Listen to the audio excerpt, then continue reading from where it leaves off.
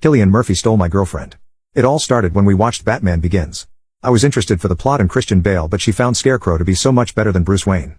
Yes, the deformed villain was hotter to her than billionaire playboy Bruce Wayne. She said girls always found villains hotter than heroes and I was making a huge fuss over it. Okay, true, but it's Christian Bale for God's sake.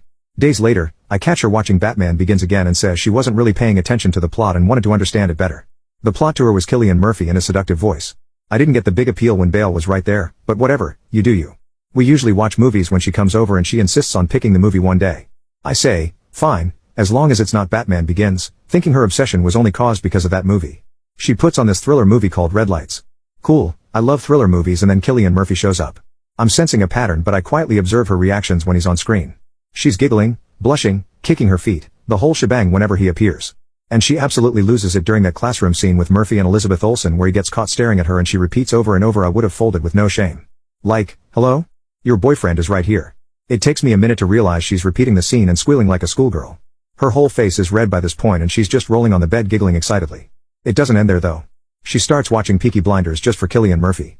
It's one thing to watch a movie for an actor, but a 6-season show is downright insane. She soon forgets I exist and replaces the photo widget she had of me with Cillian Murphy. That's when she crossed a line. Simping over Murphy I understand, but he doesn't get to replace me on her phone like that. Then, Oppenheimer comes out and I never hear the end of it. My girlfriend is a math/science person and she's never had any interest in history, but now that her man, as she's been referring to him for the past week, is starring in this 3-hour movie about an atomic bomb, she just has to see it. She says it's a good way to catch up on her history, but we all know the real reason. But fine, we go see it in theaters and she's so excited the entire time. Seriously, I've never seen her so happy before. So now I'm an idiot who's indulged his girlfriend's obsession with Cillian Murphy for too long and now I'm second to him. But it doesn't end there, because why would it end there? Why did nobody warn me about the nudity in this movie?